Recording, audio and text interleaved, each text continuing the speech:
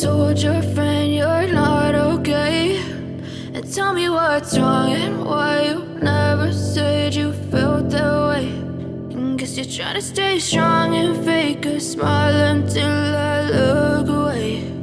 But I've known you too long, it hurts to watch your blue eyes fade to gray as you fade away, as you fade away.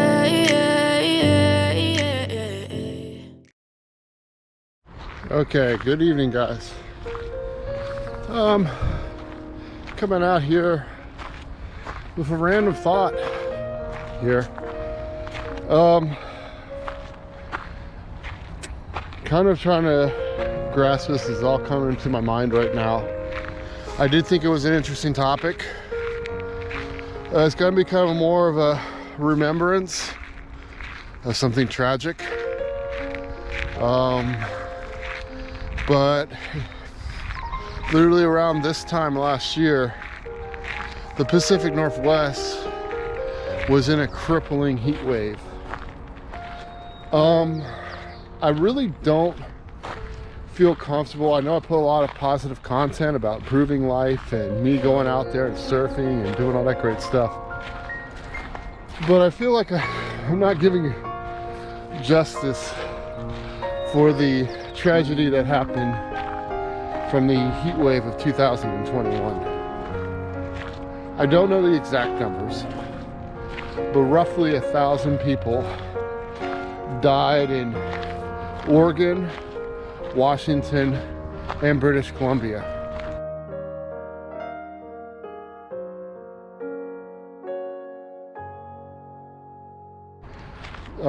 There were whole towns burned down from the crisis. It, quite frankly, was one of the hardest things that I personally had to live through in my life. Not so much the heat, because I grew up in Washington, D.C., but the results of it. And you will likely probably not hear much about it because there's so much going on in the world today. But imagine it, almost 1,000 people dying. Now, I don't have, again, this is random thoughts, so I don't have all the stats, but from what I remember, Portland, Oregon had 3 straight days over 110 degrees.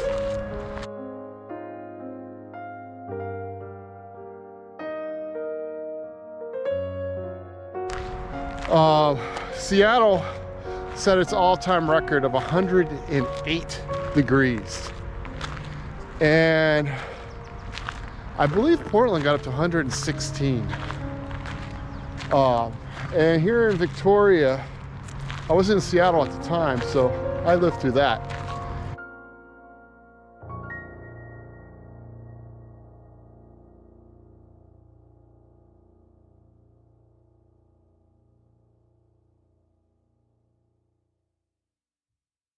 In Victoria, I believe the airport, I'm sure not the beaches, but the airport got up to 104 degrees.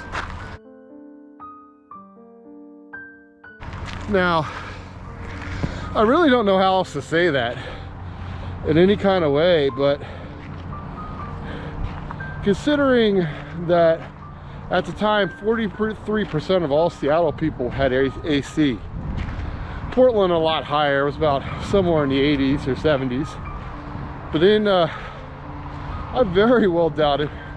You even have 40% of the people here having AC up here in Victoria, considering it's surrounded on 3 sides by water and beautiful mountains. But it really goes to show how much we need to enjoy life what it is and remember the tragedies that happened in the past. You know, the Puget Sound water, because of that tragedy, warmed up all the way up to about 68 to 70 degrees, depending on where you were. Straits of Georgia, 75. millions of fish died from the tragedy. I mean, about the only silver lining of such a horrible nightmare, and believe me, living through it, I can tell you the impacts it had. It was a horrible nightmare. Was the fact that, living through that was the fact that the water was both warm enough in both the Straits of Georgia and the Puget Sound throughout the entire summer to swim in without a wetsuit.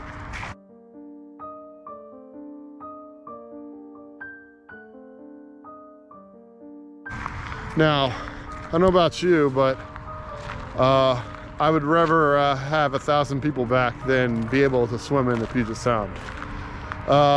Just kind of one of my takes on it. So,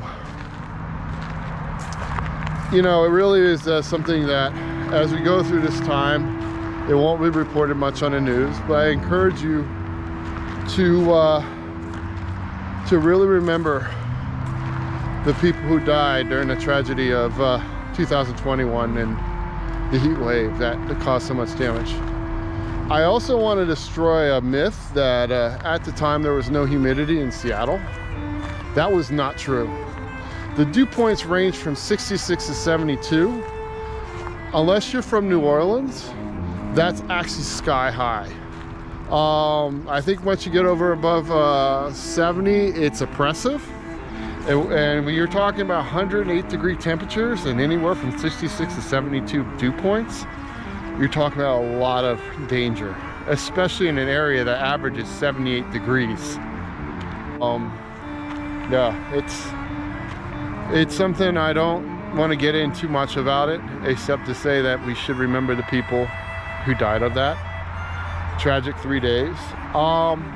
This is a random thought, so I'll have more in descriptions below about the tragedy, and I really hope that you know, people remember those who were lost.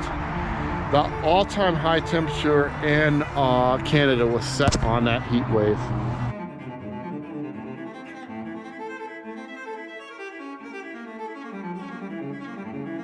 So look it up, remember the people. Random thought. It was tough for me in Seattle. It's tough for the people in Victoria to remember. You won't get much details, but now you have at least a little bit of idea what happened. All right, I hope you took note of this film. I'm sure some of you probably didn't enjoy it in terms of its enjoyment, but it was a good thing to reflect on. And you know, just be good to yourself at this time and realize that every day of life is a gift. All right, love you guys, take care, see you on the next vlog. It'll be much more awesome, a nice hike or a nice surfing vlog. I think it's a surfing vlog, but take care, love you guys, just want you to remember that. All right, take care, bye.